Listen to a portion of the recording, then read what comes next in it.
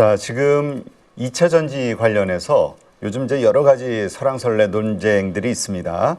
이제 다시 턴어라운드가 됐다, 될 것이다, 아니다, 멀었다. 어떻습니까? 지금 이 모든 거의 시발점은 사실 트럼프 정부의 전기차 정책에서 시작이 됐었잖아요. 지금 현재 상황은 어떻습니까? 당연히 트럼프 정책은 변함이 없고요. 전기차에 대해서 보조금을 주지 않는 것으로 했고, 뭐 여러 가지 반환경적인 정책들을 계속 하고 있어서 미국 시장에서 전기차에 대한 기대는 지금 뭐 없어졌고, 작년에도 역성장이고 올해도 이제 역성장으로 보입니다. 역성장으로 보이고, 다만 이제 저는 내년도부터는 성장세가 좀 뭐 다시 재개될 것 같아요.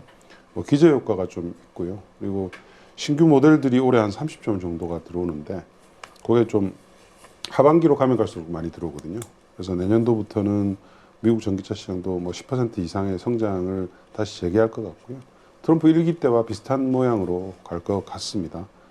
다만 이제 우리 업체들 입장에서는 전기차가 안 되다 보니까 ESS 쪽으로 지금 라인들을 다 전환을 하고 있고, 다행히 미국의 ESS 시장은 뭐 성장세가 굉장히 가파릅니다. 가파르기 때문에 다는 아니지만 미국 전기차 시장의 부진을 ESS가 상당 부분 상쇄할 것으로 저는 이제 그렇게 보고 있습니다. 네. 말씀하신 대로 ESS에 대한 기대감들이 참 크던데 그 전체 시장 캐파 규모가 전기차 이 배터리와 ESS의 이 소모되는 사이즈가 어느 정도 차이가 납니까? 그러니까 예를 들어서 그 올해 아마 60기가와트 아워 정도가 넘을 것 같아요. 미국 그 ESS 시장이 60기가와트 아워면 60kW 아워짜리 전기차 한 대를 이제 100만 대 이제 파는 거니까 상당한 양이죠. 테슬라가 미국에서 모델 Y가 그 테슬라 전체가 뭐 한 5, 60만 대 이 정도 파니까요.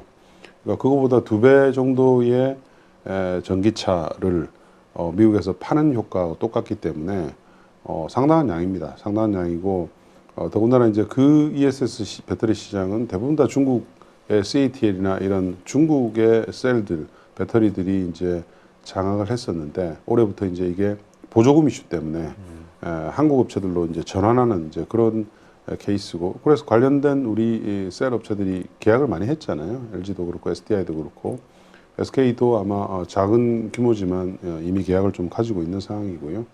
다만 이제 이게 LFP로 전환을 해야 되는 이제 그런 이슈가 있기 때문에 올해보다는 내년도부터 볼륨이 훨씬 더 커지는 이제 그런 구조입니다.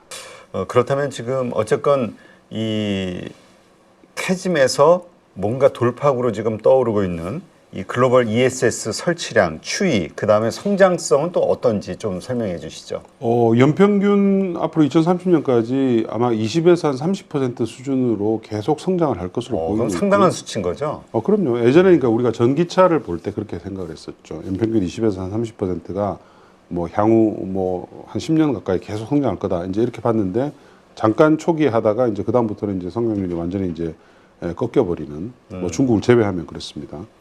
그런 상태고요. 뭐 ESS는 그렇게 이제 갈 수밖에 없는 상황이고요. 중국도 사실은 아직은 비교적 초기는 지났으나 성장이 아주 가팔라지는 그런 국면이고, EU는 유럽 쪽은 성장률 자체가 굉장히 올라오는 시기입니다. 기저가 낮기 때문에.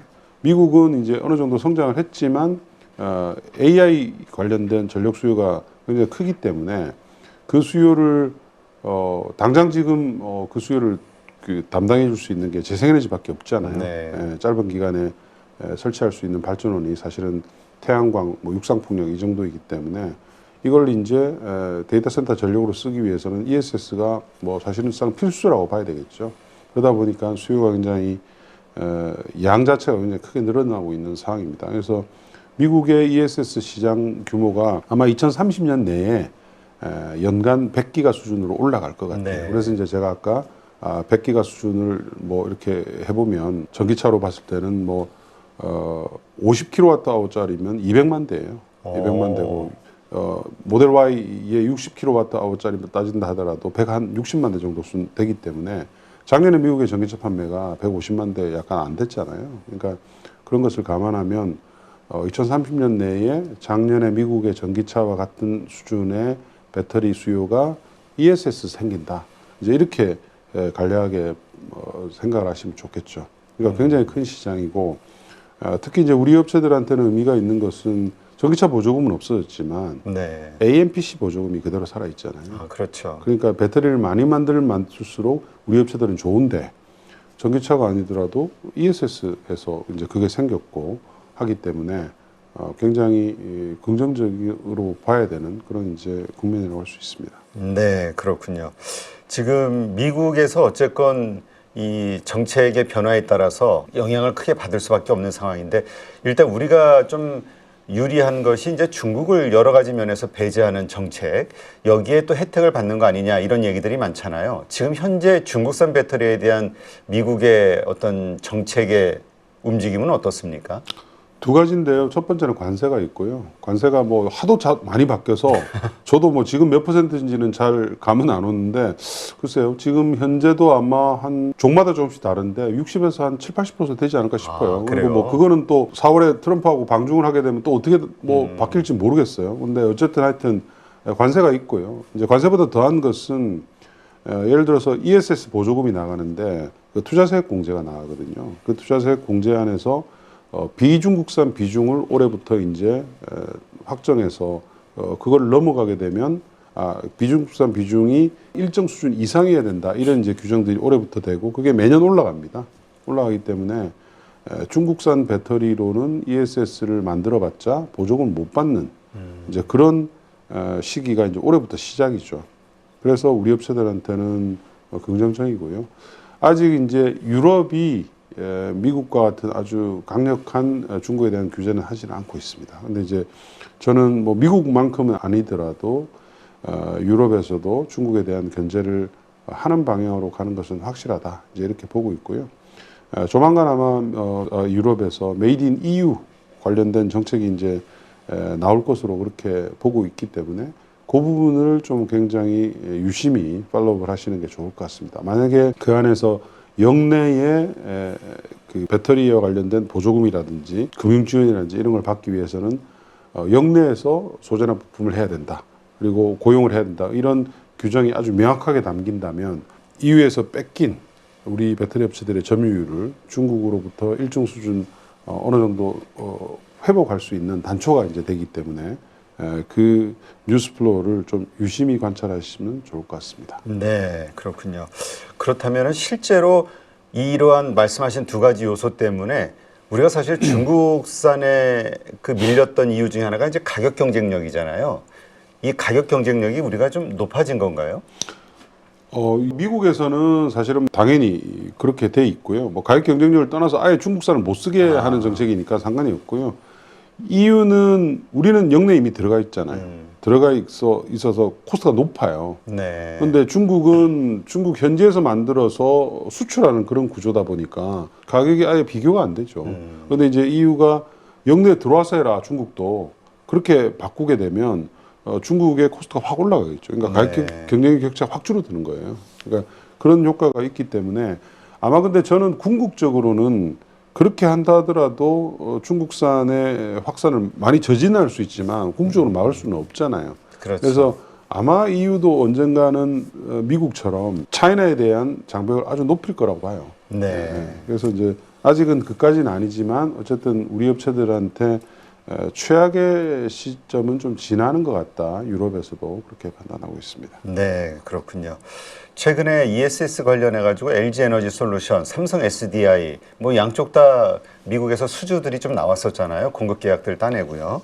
어떻습니까? 이 두 회사 이 각각의 장단점 어떻게 좀 분석을 해야 될까요? 냉정하게 보면 ESS는 삼성 SDI가 훨씬 더 잘합니다. 아, 그래요? 왜냐하면 ESS가 전부 이제 각형 배터리에 담기잖아요. 근데 우리 배터리 3사 중에서 각형 배터리를 수십 년 동안 해온 데는 SDI가 유일하거든요. 그래서 최근에 이제 LG엔솔도 그렇고 SK온도 그렇고 이 밸류체인을 형성하기 위해서 굉장히 많은 노력을 하고 있습니다. 하고 있어서 할 수밖에 없습니다. 이게 ESS는 뭐 그냥 컨테이너에 들어가고 각형 배터리가 이제 어쨌든 배터리 안에서는 그 화재 안전성이 제일 높거든요. 여러 가지 이제 장치들, 디바이스들 안에 넣어서 화재 위험성을 낮출 수 있는 그런 이제 모델들이고 그런 개발에 있어서는 SDI가 가장 앞서 있죠. 하지만 이제 LG 엔솔이 캐파가 크잖아요. 그래서 그렇죠. 이미 확보한 수준은 엔솔이 더 많아요. 예, 그래서 두 개 회사가 뭐 경쟁을 하는 상태고요. SK온은 아직은 좀 늦긴 하지만 최근에 이제 국내에서 이제 좀 의미 있는 수주도 따고 하면서 따라가기 위해서 많이 노력을 하고 있는 그런 상태입니다. 네, 그렇군요. 그렇다면 투자 매력도로 봤을 때는 어떻게 봐야 됩니까? 그러니까 여러 가지를 다 고려한 투자 매력도를 봤을 때는 당연히 삼성 SDI가 제일 좋습니다. 왜냐하면 ESS 관련해서. 뭐 ESS뿐만 아니고 그러니까 뭐 전고체 배터리라든지 앞으로 여러 가지 것들을 보고 또 그 밸류에이션을 봐야죠. 밸류에이션. SDI가 어쨌든 밸류에이션이 가장 싸잖아요. 예. 당장의 이익은 그렇게 크게 나진 않지만 우리가 중장기 이익을 보고 지금의 그 얘네들이 가지고 있는 영업 가치, 자산 가치를 봤을 때 PBR 기준으로 보면 이제 가장 싼 게 이제 뭐 SK 쪽은 사실은 다른 여러 가지 화학 쪽, 정유 쪽 사업들이 있기 때문에 그걸 비교하기는 좀 어렵고요. 엔솔하고 SDI를 보면 당연히 SDI가 투자 매력은 더 높다고 그렇게 보여집니다. 다만 이제 LG 엔솔이 워낙 그 캐파 기준으로는 훨씬 더 큰 회사고 하기 때문에 LG 엔솔을 통해서 이제 시장의 흐름을 배터리 시장이라든지 이런 흐름을 파악을 하는 데는 LG 엔솔이 훨씬 더 빨리 파악을 할 수가 있죠. 네. 자, 그렇다면 SK온 같은 경우는 어떻습니까? 말씀하신 대로 뭐 좀 미미한 것 같은데요. SK온은 뭐 아무래도 이제 양사에 비해서는 조금은 투자 매력은 좀 더 낮다고 봐야 되겠죠. 낮다고 봐야 되는데 어쨌든 회사가 이제 미국도 그렇고 유럽에서도 그렇고 사업을 갖다가 뭐 축소하거나 이런 움직임보다는 생존하기 위한 여러 가지 이제 작업들을 하고 있는 상태라서 그걸 좀 지켜봐야 되지 않느냐 이제 그렇게 보입니다. 근데 포기하지는 않을 것 같아요. 그러니까 네. 이거는 이제 그룹의 이슈잖아요. 그렇죠. 예, 그러니까 SK 그룹이 어쨌든 이 SK온에 대한 투자가 너무 천문학적으로 많이 들어간 상태라서 지금은 사실은 발을 빼기는 쉽지는 않은 상태인 것 같고요. 뭔가 생존하기 위한 돌파구를 찾아야 되겠죠. 예, 돌파구를 찾아야 되는데 최근에 보면 어쨌든 이런 성장 산업에 있어서는 이거는 산업이 성장한다는 것에서 누구나 토를 달지는 않잖아요. 네, 그렇죠. 근데 이런 성장 산업에 대해서 잘 버틸 수 있느냐가 굉장히 중요하거든요. 이런 이제 골짜기가 오죠. 골짜기가 오는데 다행인 것은 최근에 이제 유럽의 배터리 업체들이 상대적으로 지금 굉장히 몰락하고 있다고 표현까지 하면 좀 그렇지만 거의 사업을 포기하는 케이스들이 좀 생기는 것 같아요. 네. 예, 뭐 노스포트는 뭐 이미 다 아시는 사례이고요. 최근에 약간 충격적인 이슈가 있었죠.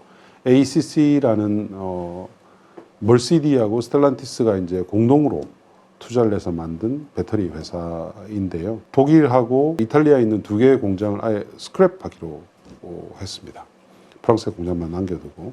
그러니까 그 정도로 이제 이 의욕적으로 이 사업에 뛰어들려고 했던 뭐 사실은 고객이 있는 상태에서 출발한 회사잖아요. 근데 이제 어렵다고 본 거예요.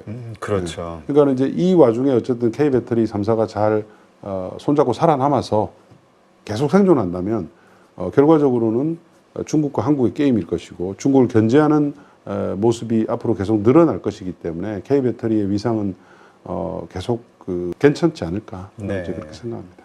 근데 사실 그 지금 ESS도 그렇고 LFP 배터리의 그 효용성이 자꾸 이제 필요성이 커지고 있잖아요. 근데 SK온 같은 경우는 이게 가장 약하다는 평가를 지금 받고 있는 것 같아요. 네, 근데 SK도 최근에 보면 국내에서 이제 그 LFP 양극재에 대한 그 계약이나 이런 것들을 뭐 준비를 하고 있고 그 ESS 계약을 좀 꽤 땄습니다. 네. 이번 2차 입찰에서 한 50% 정도의 계약을 따면서 국내 공장에서 아마 LFP로 만든 ESS를 납품을 하게 될 것 같아요. 그렇게 준비를 하는 거죠. 예, 그래서 어쨌든 당장은 ESS가 LFP 쪽으로 이제 가게 될 것이고요. 한 2, 3년쯤 지나면 아마 소디움 배터리 쪽으로 또 옮겨가게 될 거예요. 네. 그래서 그 소디움 배터리를 또 누가 잘 준비하느냐 굉장히 중요한 요소이기 때문에 국내 배터리 업체들도 지금 많이 준비를 하고 있는 상태이고요. 아마 CATL과 중국의 이런 흐름을 보면서 굉장히 기민하게 움직일 것 같습니다. 왜냐하면 LFP 너무 이제 우리가 무시하다가 지금 이제 어떻게 보면 이런 K 배터리가 많이 망가진 이유 네. 중에 하나잖아요.